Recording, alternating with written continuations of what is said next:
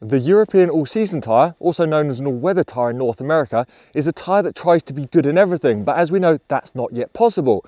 This means tyre manufacturers often remove ability in one area to give in another. So which of these tyres is best for you? To find out, I've rounded up 10 of the latest and greatest all-season tyres in the very popular 225/45 17-inch tyre size. As always, I'll be putting these through the usual array of snow, wet, dry, noise, comfort and rolling resistance tests to tell you exactly which tyre is best for your own situation. On test, we have the Bridgestone Weather Control A005 Evo, the Continental All-Season Contact, the Falcon Euro All-Season AS210, the Goodyear Vector 4-Season Generation 3, the Hankook Kinergy 4S2, the Kleber Quadraxor 2, the Michelin Crossclimate 2, the Pirelli Cinturato All-Season SF2, the Tomcat All-Year 3, and the Vredstein Quadtrac Pro.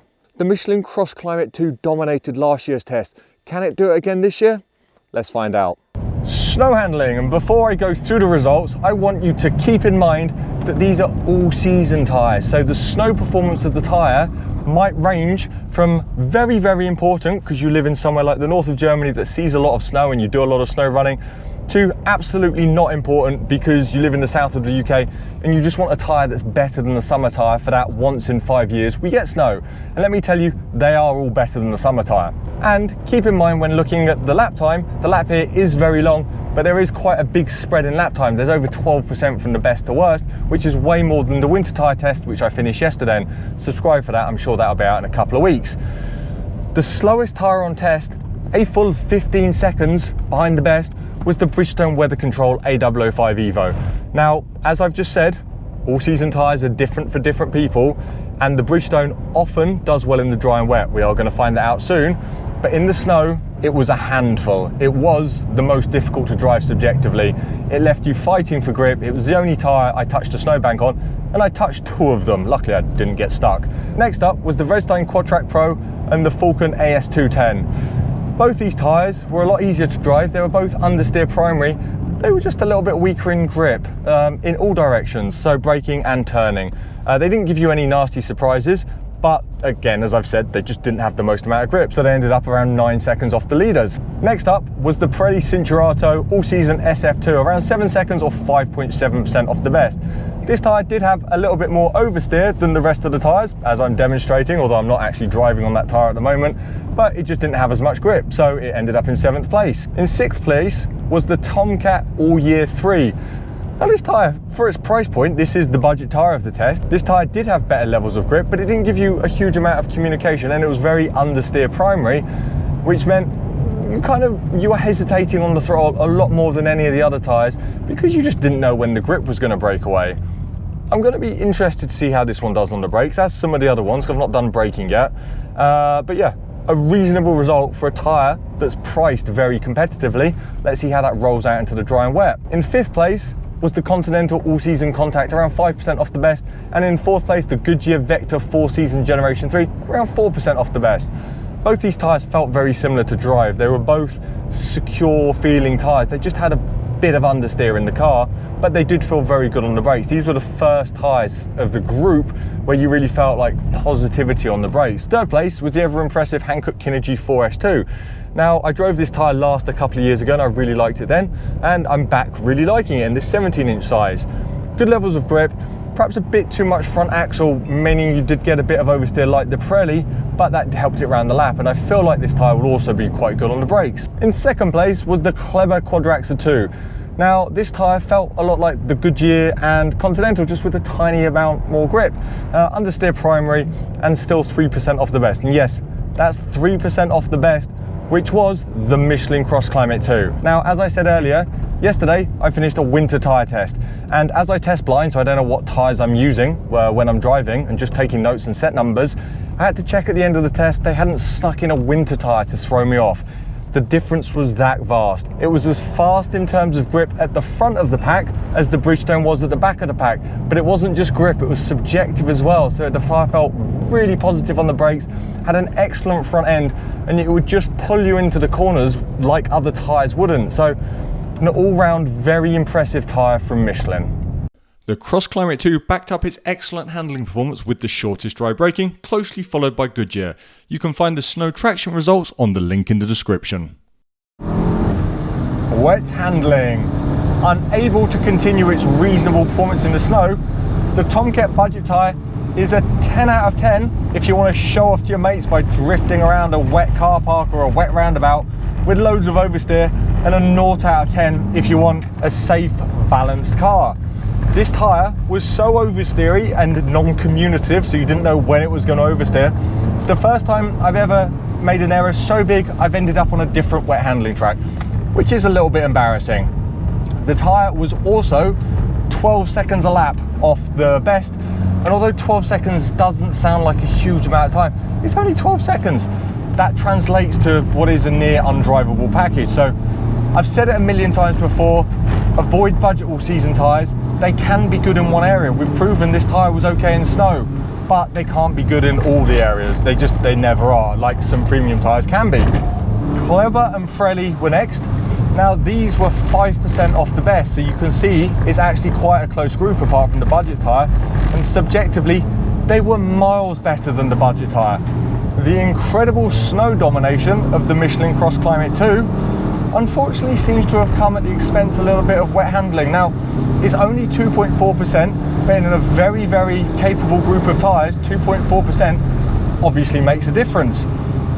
It had probably the safest, most pleasant understeer balance. It was a very easy tyre to drive, but also when you're trying to go quickly, it was quite a frustrating tyre to drive, because although it felt good on the brakes, mid-corner, as you're accelerating, you just pick up some understeer and it wasn't communicated very well, and then you were just waiting on the throttle, which meant the lap time, you just lost some time across the lap. The Bridgestone A005 Evo was next, and that surprised me when I was working out who was who, because I test blind, because Bridgestone is generally, in the all-season and winter products, exceptional in the wet, and their new summer products actually, they're normally very, very good in the wet. And I'm not saying the A005 Evo was bad, it just wasn't up there with the very best. Like some of the other tyres, it was pleasant to drive, it just had a bit of understeer. Continental was next with the all-season contact, now only 1.5% off the best, so you can see how close it is. And of the tyres, it was one of my favourites to drive because it just felt a little bit sporty for an all-season tyre. Had nicely weighted steering, it was accurate, gave you good feedback, and you could really hustle it around the lap, and it had good grip. Fantastic tyre. Next up was Falcon in fourth, and I'm not entirely sure how to describe the handling of this tyre because my note says sporty and spongy, so sporgy? Is that, can we make that a term, sporgy handling? It actually had very quick steering on initial turning, so the tyre turned the car very quickly, but then it kind of like sat down onto its shoulder, so it was an interesting combination of things, but the grip was excellent, so no complaints from me for the Falcon. Very good tyre. Third and second were Goodyear and Hankook. Now some of the tyres in this test have had a little bit too much oversteer, some of them have had a little bit too much understeer. The Goodyear was what I'm calling the Goldilocks tyres. It was just right. From a every person tyre to drive, the Goodyear was lovely. Predictable, safe, outstanding grip, consistent lap times, enjoyable tyre. Hankook was second, and it had the quickest first lap pace, but as we do 4 laps and average them out, it also had one of the largest difference between the first and the fourth lap as the tyre grip evolved, so it could only finish second overall. And the fastest tyre in test was the Michelin Crossclimate Pro.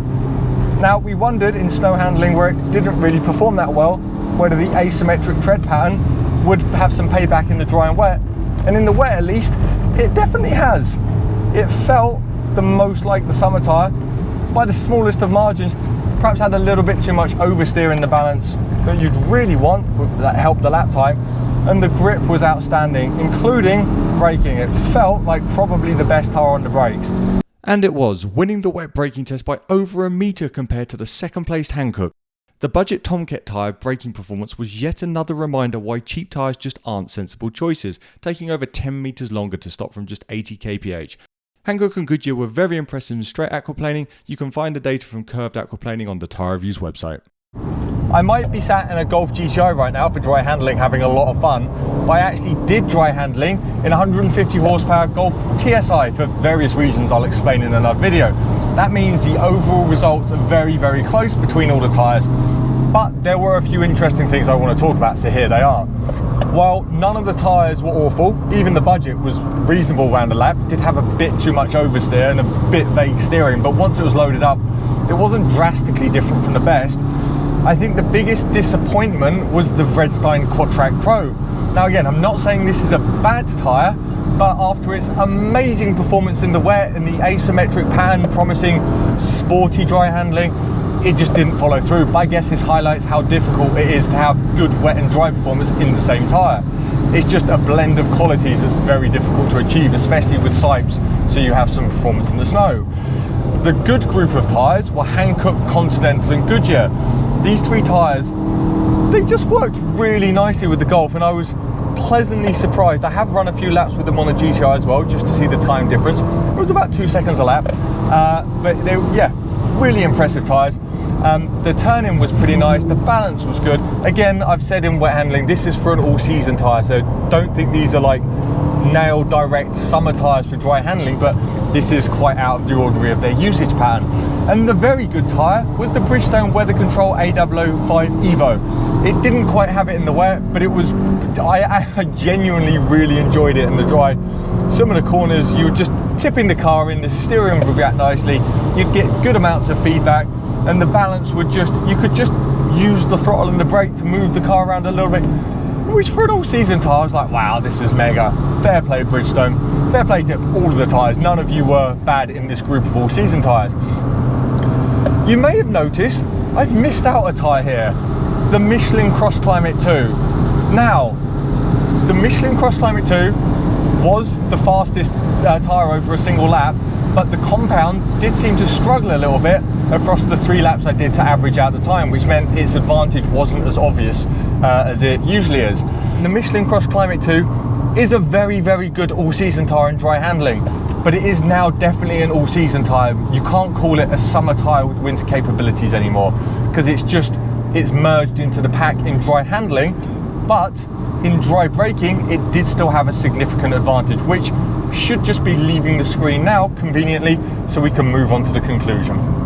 The rolling resistance of the tyre should be on screen now. There was a 20% difference between the best and the worst tyres, which translates to around 7% in fuel use. Bridgestone and Pirelli led the group by quite a margin, with third place Michelin 5% behind. Avoid the Vredstein and Falcon if you are sensitive to fuel costs. Sadly, I didn't get time to do my normal in-depth comfort testing, but I did spend a lot of time considering the comfort of the tyres as I moved around the test facility, and honestly, none of them stood out as particularly bad. In my notes, I actually graded every tyre as A. We also measured internal noise, but the difference was almost nothing. There's plenty of comfort data from other tests on the Tyre Reviews website, so go check that out there. Like last year, I'll be giving the overall results with the same balanced score weighting as my 2021 all-season tyre test, where dry, wet and snow take near equal importance in the final results. And also like last year, I'll be giving you a mild climate set of results where snow is dropped down to 5% and the dry and wet ability of the tyres take a higher priority. Basically, if you expect to see snow for more than a few days a year, the balanced score weighting is probably more for you. But if you live in a climate like the UK where snow is a rare occurrence, then the mild climate results are probably more applicable. There are a few differences between the two sets of results, so I'll explain this as I go along. But now, even better for this year, you can go to the Tyre Reviews website and adjust the score weighting of this test to your own taste to get the perfect set of tyres for you. In last place, by a significant margin in both score weightings, was the Tomcat All Year 3. The Tomcat once again proved that a budget tyre can do fine in one category. It was good in the snow, but then be a disaster in other areas, with a 10.5 metre difference stopping the Golf from just 50 miles an hour and really difficult wet handling. Please don't fit this tyre. In 9th place overall was the Kleber Quadraxa 2. This tyre had an excellent performance in all the snow tests and was one of the best aquaplaning performances, but sadly couldn't keep up in the dry and wet grip test where it had long braking and poor handling results. In 8th place overall was the Pirelli Citurato All-Season SF2. This was a disappointing result for the SF2, and while it did have the lowest rolling resistance on test and very good dry braking, it was let down by an average snow performance and low grip in the wet. I've actually spoken to Pirelli about this result, as the SF2 seems to have a variable results in test depending on the date and size, and Pirelli have informed me that unfortunately this tyre was an older spec tyre which has now been updated with significantly more grip in all conditions. I'll be sure to retest this next year, of course. 7th place was awarded to the Braking Aquaplaning Pro. This tyre was an absolute beast in the wet, with the shortest wet braking by over a metre and the fastest wet handling lap by a significant margin. Sadly, a mid-pack dry braking was its next best highlight, as the tyre struggled in both aquaplaning tests, had low grip in the snow and very high rolling resistance. The Falcon Euro All-Season AS210 was 6th, with a very similar overall performance and score to the Vredstein. In fact, the Vredstein and Falcon were so close their places swap in the different score weightings. Like the Vredstein, it was most at home in the wet, and like the Vredstein, its snow performance couldn't match the best or even the average of the group. It also had a high rolling resistance, but it did however have the lowest internal noise. The Bridgestone Weather Control A005 Evo might just be the all-season tyre of the group, designed specifically for climates which get minimal snow. As in the balance score weighting, it finishes 5th, but in the mild climate score weighting, it jumps up to 2nd place overall. As the results imply, this tyre was great in the dry, pretty good in the wet, and had the joint lowest rolling resistance on test, but it was a firm last in the snow. Even though I didn't include a summer reference tyre this time, I do know the Bridgestone will still vastly outperform any summer tyre on snow. However, compared to a good all-season tyre, it was, well, pretty bad. Definitely an all-season tyre for a climate where snow is the exception rather than the rule. The Continental All-Season Contact might be one of the older all-season tyres in the group now, but it's still performing well with a solid balanced result in all categories. I do like consistency in the tyre, and while the Continental didn't win any of the tests, it didn't do badly in any test either, with a solid string of 4th and 5th places, putting it in 4th place overall in the balance score weighting and 5th in the mild climate. I recommend this tyre. The Goodyear Vector 4-Season Generation 3 did have a poor result in my all-season test last year, but that was certainly an outlier rather than the rule, and I'm happy that it's back exactly where I expect it to be. The only drawback, which we've seen before, was average dry braking, but it was consistently amongst the best in the wet, including the aquaplaning results and in the snow. I'm happy to give this tyre the Tyre Review's highly recommended award again. The Hankook Kinergy 4S2 H750 finishes an impressive 2nd in the balanced results, but an even more impressive win in the mild climate score weighting.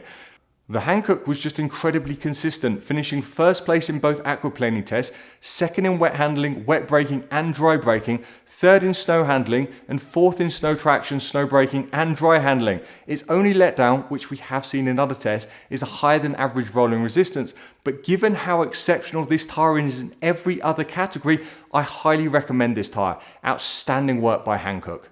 And finally, the Michelin Crossclimate 2 wins the test in the balance scoring, but does drop to 3rd in the mild climate results. Why? The Crossclimate 2 is quite frankly ridiculously good in the snow. I ran this all-season test alongside my winter test in the same size, so subscribe for the results of that. That should be out in a few weeks. And if the Crossclimate 2 was in the winter tyre test, it would have been better than half the winter tyres in the snow. It also had a very low rolling resistance and had the shortest dry braking, which is the Michelin Crossclimate's party piece. However, it seems to have lost its significant lead in the dry, as it was just 1.5% ahead of the Hankook in dry braking, and it no longer has the subjective lead in dry handling. The Bridgestone won that show. But the biggest reason it could only finish 3rd in the mild climate results because of its wet performance. It was great in straight aquaplaning, but it was only mid-pack in wet braking and struggled a little during the wet handling laps. The Crossclimate 2 is certainly an exceptional all-season tyre and worthy of the test-winning award, but I do hope for the next generation of Crossclimate, Michelin trades some of that incredible snow performance and give it a little bit more in the dry and in particularly the wet, to bring back what the original Crossclimate was, and that is a summer tyre with winter capabilities, because that's why we all fell in love with the Crossclimate. Depending on where you are in the world, any of the top 3 or 4 tyres in this test could be the perfect tyre for you. Like I said at the start, they all have different personalities, so head over to the Tyre Review's website and put in your own score weighting to see what tyre suits your desires. Please hit like and subscribe if you haven't already. Let me know what your next set of tyres will be in the comments below. Go and review your tyres over at tyrereviews.com, as it really helps the channel. If you have any questions about this test, please do ask below, and as always, safe motoring.